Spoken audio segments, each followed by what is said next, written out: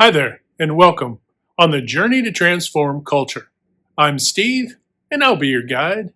Well, folks, I hope you're having a fantastic day and an even better week. In this video, folks, we're going to talk about or ask the question, right? And this is true for an individual, small groups, an organization, a culture, right? Have problems become your identity, right? Or our identity if we're talking about culture, right? Or an organization or group, right? Have our problems become our identity? So you might be asking, Steve, what are you talking about? Um, so think of it this way. We can break it into sections, right? You have the work that you do, right? We'll call that the middle road. The work that you do, right? You have problems that things that come in to interrupt or slow that process down, right? And then you have challenges. Now, why are challenges and problems different? Because challenges, while problems can be challenges, is one of those things, right? Problems can be challenges, but but challenges can't be problems. And that's kind of true, right? Because challenges are more about improvement. So if I was to couch it this way, I would say challenges are your improvements. This is looking at your work, looking at, what you're focusing on and saying, okay, how can we make it better? What we can do to improve service? What can we do to X, Y, or Z, right? That's where challenges reside. Now, you've heard people say, and I've said, I think in earlier videos, as a reference point or put a pin in this kind of a conversation is, let's not call them problems, let's call them challenges. And that's true to an extent because problems are challenges, right? Right. But the converse isn't true. So we keep it in these three different lanes, if you will: the work that you do, the challenges, and then the problems. And why is that? Because what can happen is, and you see this, where business as usual is occurring in an organization, right? Business as usual is occurring, and a problem, right? Something comes up, pipes burst, right?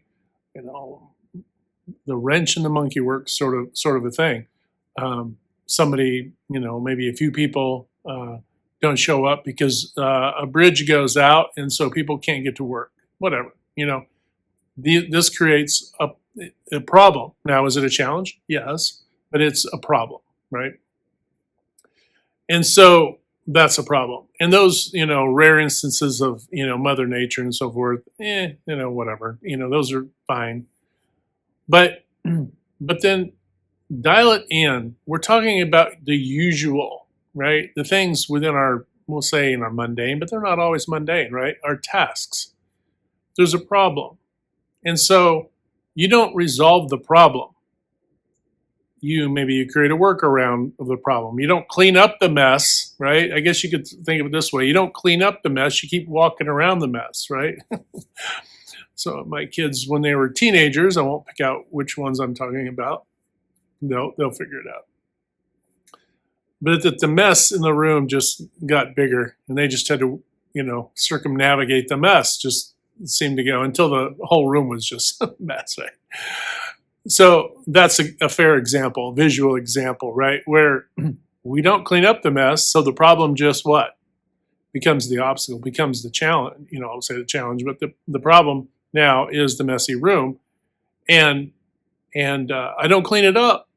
And this happens in organizations where business as usual is pelted and just inundated with all kinds of problems. Now, problems can be anything from functional problems, like a messy workspace like that, right? We use that example. It could be a messy workspace. It could be poor communication. I don't deal with the poor communication. I just put up with it, right? So now I've got to fix a thing. Or could be something that you're working on the computer, right? I've got a problem. I just do a workaround, but I don't fix the thing. one organization that I was that I'd helped, they had instituted this many multi-million dollar ERP system, which will remain nameless. But instead of mirroring the processes that they had, that they actually had, there because there was problematic. There was a problem. Okay, and I want to get into their details, but there was a problem. So what they do? They overgeneralized the process and left out many, of the actual steps in the process. So the whole point of having the ERP systems is to help you, stay on track, organize all the things, right? But not if you're not using it, the tool, or using it correctly, or what? Not cleaning up the mess, right? So organizations will do that, by the way. They will buy into all kinds of expensive software and all these things, but they won't actually go in and clean up the problem, alleviate the problem. So there is that from an organizational perspective, but from we'll say a group or an individual perspective in that same organization, now let's just use a Monday through Friday scenario, even though there's plenty who work longer than different shifts and longer than that. Monday through Friday, right? Well, now, because they have these problems that they haven't resolved, right? Those problems now are taking up, say, a day and a half or 2 days of their work week, right? It's been embedded within their processes, and they haven't cleaned it up. And maybe they have started to clean it up and realize, well, I don't have enough work to fill up a whole week, potentially, right? And so they don't resolve the problems. So now, right? Now that problem is preventing them from growing, essentially, right? The problems essentially have become their identity in that organization. Oh, and then you hear this too, right? You have this happen in fractional and larger than fractional situations. Oh, well, I have this and I always have this to do, and it's always the complaint, right? There's the complaining that accompanies the problem, right? The complaining that accompanies the problem. That is how you can also identify if somebody has a problem they haven't resolved versus a challenge, okay? If there's a complaining, because with a challenge, it's more about, well, I'm working on this so that I can make this go faster or more efficient, and it's more of an explaining, not complaining, right? Are you a complainer or an explainer? Okay, because people who are tackling challenges, right, they want to resolve those, because resolving those means that what? You've improved, right? That something is better. Your quality is better. Productivity is better, right? Or maybe you've reduced scrap, all the positive metrics, right? That's the result of addressing and overcoming challenges, okay? But problems are now about complaining and excuses, right? And we've all been there. We've seen it. There are people whose identity is wrapped around it. And what can also happen is an organization, if enough people in that organization don't resolve the problems, right? They don't deal with the problem. They don't clean up the room, right? What happens is that your organization, you find that this is where much waste. And we've seen this back, when the 19 came out a few years ago, where people were working less days of the week, and they found, well, you know what, we're actually getting the work done. Why is that? Well, because you don't have, if you're just honing in on just the things you have to do, right, by, functionally, then you figure out, well, I can actually get by, sadly, I can get by with less personnel, right? Now, that isn't a goal. Right? Your goal isn't to overcome, because this is part of the reason why some of these subconsciously and consciously, why the problems aren't being resolved, because people feel like that they will be what? They won't be useful, because their identity has become that problem, or, all of these embedded problems within their whole process, right? So, if a third of everything they're doing is just overcoming problems that they could have alleviated long ago, they'll feel unneeded, right? And it's true. They will feel unneeded. And but what is also true is that all this inefficiency is going what toward and hurting the customer, right? It's hurting the organization. It's hurting all the rest of the teammates. You know, if you're wondering where all your pay raises went, they went down the tubes with all these problems that you didn't address and overcome, right? So, and these problems could be vast. Obviously, we're talking about a myriad of industries. Too many to even comprehend in a short video. But there are plenty of problems out there.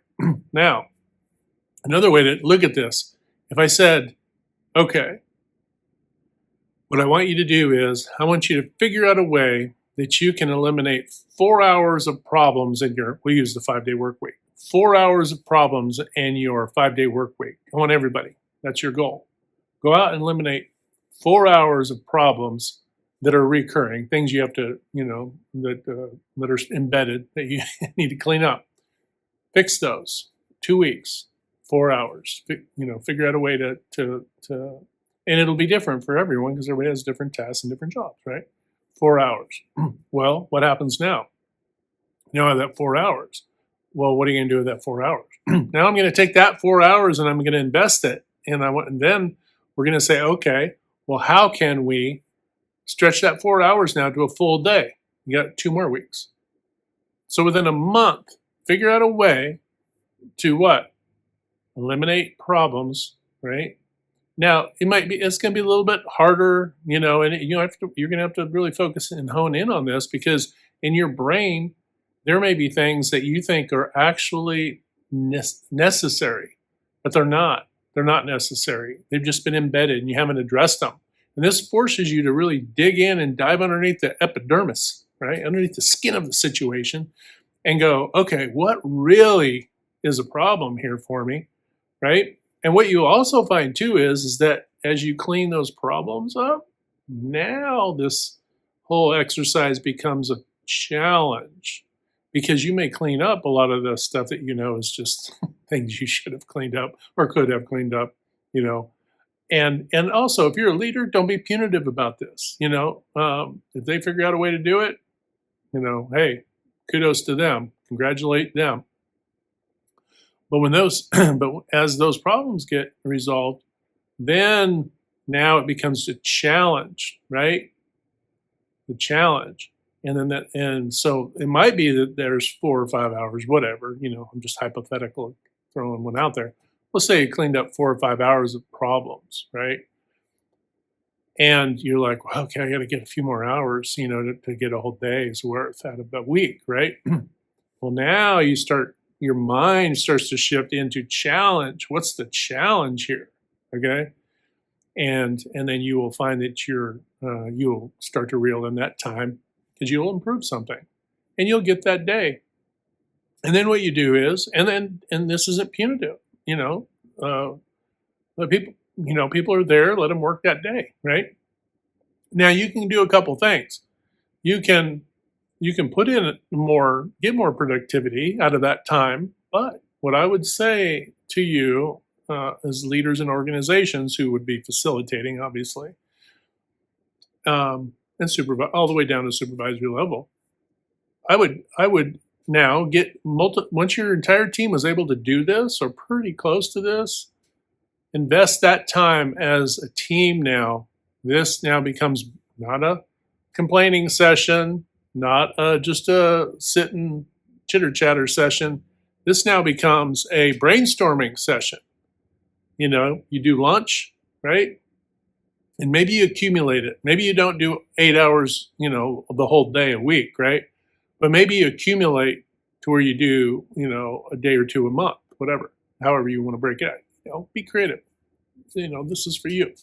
So, but combine it. You don't want to just give it a few hours, because, it takes people, a little bit to get momentum going. And then if you stretch this too far out, you're not doing it enough for it to have an impact. Okay. So, it'd actually be better for you to do 4 hours on one day a week, right? If you're able to achieve this. Okay. And then team comes together and now address a challenge that the organization has, right? Because you have plenty of them out there. You're not going to eliminate all of those individually, although there's some pretty clever and ingenious people out there, okay, in your organizations. They're right underneath, your sight line every day, okay? As you're looking across your organization, they're out there, okay? Genius levels problem solvers, okay? But now you're trying to solve the bigger problems, okay? Because what happens is that too often, and this is sad, this is part of our culture too, that everybody is so busy working and just putting up with problems, and then kind of separate from that, some leaders are just making knee-jerk decisions and reactions to certain situations, right? And the team is just keeping up, okay? And so you have underutilized talent that could be helping you to really go further. And so in many ways, if you don't address problems, not only from the individual task level for, a team member, all the way up to the, department level and so on and so forth, you're essentially, your identity are the problems that your entire team is dealing with. That's your identity, right? If your on-time shipping, is horrid, if your productivity is not great, if your quality is struggling, right? That should be telling you, right? You can look at that in a couple ways. You could be like all doctoral about it and say, okay, well, our performances could be better and so on and so forth. Well, yes, it could. But what is it really telling you? What is it really telling you? It's telling you that your organizational identity is around problems, okay? Unresolved problems, okay? And that's what you see.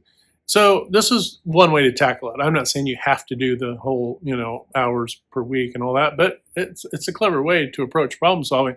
And if you build up enough time doing that, I'm not saying you want to go, hey, if everybody can do all their work in 2 days, you don't want people just like, raked over the coals. Ease into this, right? It's part of transformation and change, and you can't just jerk that. You got to give people a chance. And because what you're going to find is that your problem solvers are now going to build momentum. They're going to have fun doing this, right? Then you're going to find where somebody's been really clever over here, and let's say you have somebody who's figured out a way to eliminate a day and a half of problems and stuff, a bunch of constraints in their way, and they're really effective and efficient. Have them team up with somebody who's got a more of a challenge in some respects, right? I'll say challenge, but more problems, okay? And let them team up, right? And when you do this, now you're building some more team cohesion, right? You got that communication, you got synergy going, you got brainstorming going. I'm telling you, folks, this stuff works. And then you keep doing this. And then what you find is you've created enough thinking gap, right? You've created enough thinking gap within your entire organization at so many levels that now, we're thinking about taking on more product, or producing a different product or different type or a variation or this or that, or hey, we want to brainstorm some ideas. We don't know yet, but we do know we want to fill in some of this opportunity, right? We want to find other ways to help our customers. We've driven our costs down. We've done this. But don't use this as a mechanism to just thin back your personnel levels. That's a waste of resources, folks. A waste of resources, because you have such force within your own organizations right now. Okay, so that's what it might be looking like in an organization, and also at the team member or department level, right? But now take this, because remember, we talk about organizations and the culture within those, but we also have to remember that all the dots are connected. You can take the same framework and apply it to any groups you're involved with outside of your normal work, community, churches, all of the things, right? All of the things, the state level, governance, all these things, even into different cultures, and there really is no limit to the amount of culture that we're talking about. And then you step back and say, well, how much of, because really, if you're talking about ineffectiveness and inefficiency, right, quality, productivity, you're really talking about, you're really talking about problems, right? Right? The problem identity, the identity problem, I guess you could say. And so when you look at culture, you go, okay, how effective and efficient are we with our state and local government, right? How effective and efficient in city governments, being local and everything, right? Um, and then that branches out even further, right? How effective. Your effectiveness is a direct commentary on whether you are a problem, right? You have a problem identity, right? Or if you're a culture that deals with challenges, right? Hey, we want to improve upon and make things better. So oftentimes it's to clean up, you know. I don't, it's fine. We can go in and clean something up that needs to be cleaned up, but that's not making us better necessarily. It's paving the path forward for sure, right? Cleaning up the mess so that now I can actually do something constructive, right? But so much and so often in different cultures, you see that it just becomes a problem. It's just recycling of problems, right? You ever notice solve this problem, create a problem over here, solve that problem, create a problem over here, and it just becomes a whack-a-mole, right? There's never really, we were never really in the challenge mode, but they do like to overlay these into their lexicon so that when they're running for public office and all these different things, it's, well, the challenges and da-da-da. No, these are problems, okay? Real people have real problems that exist because of, say, too much government or too much this and not enough that and all the things, right? That these problems exist. The problems that exist that aren't necessarily because of people, right? In culture, okay? And they're not empowered, right? Which is also problematic. That's a problem, right? People aren't empowered to fix these things as well. This is where you can come together in these different organizations, say outside of work and so on, to figure out how to address these problems, right? Homelessness, hunger, all the things that have been around my entire life and beyond. These are problems that have never been broached, never been dealt with, right? Never been tackled, right? Because why? Well, if I solve this problem, what do you need me for? If I don't need to, if I solve that problem, what do you need me to do for the other 2 or 3 months out of the year or 6 months, whatever, right? It's the same argument as the week-long one, but now we're talking about a bigger, bigger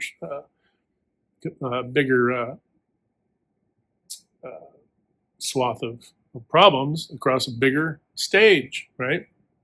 So leaders won't feel like also that they're needed if what? Their problems are resolved. You solve their problems, right? Their whole identity as well. Not their whole identity. I'm not saying that's their whole, but much of their identity is dealing with problems. If they're spending half their time dealing with problems, then they're not innovating, right? They're not getting the most out of their people. They don't have the capacity now to what?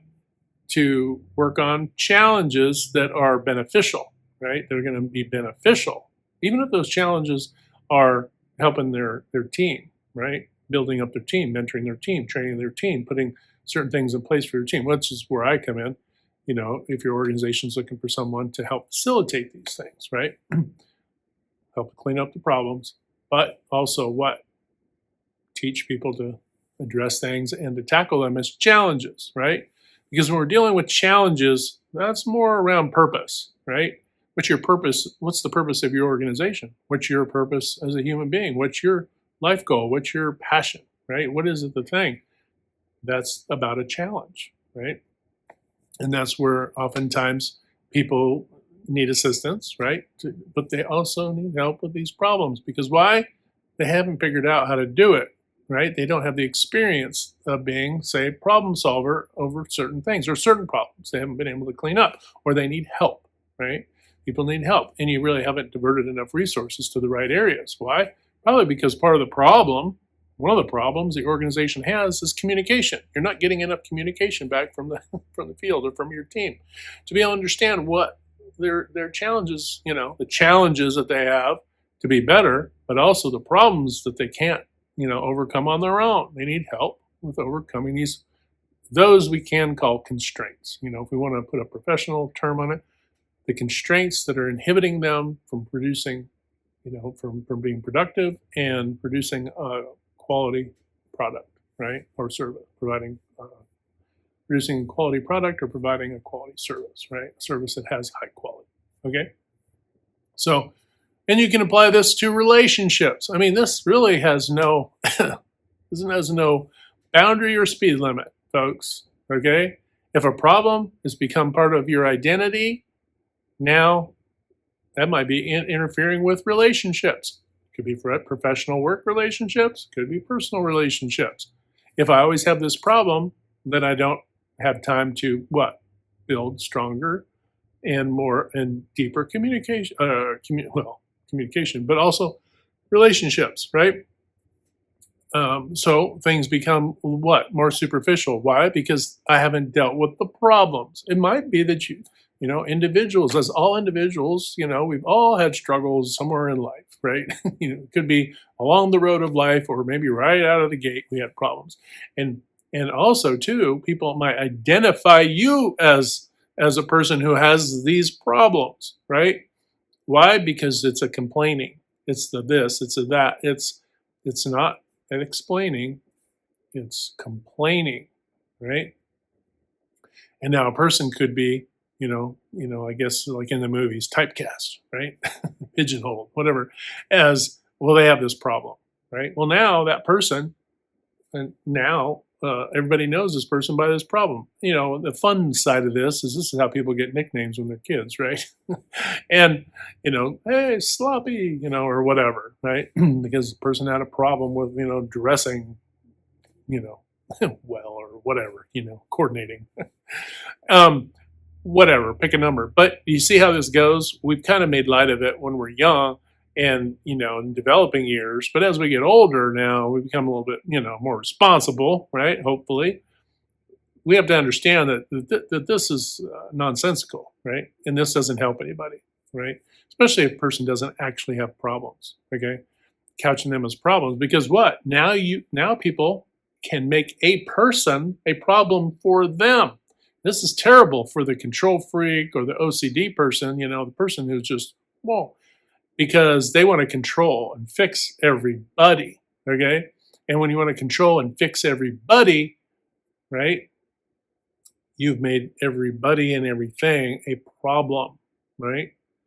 Instead of what? Seeing something as a challenge, right? What's the challenge? The challenge is to empower people to want to be their best for themselves, not to solve a problem or problems to feel good about it or to say, well, I solved their problem or fixed their thing, right?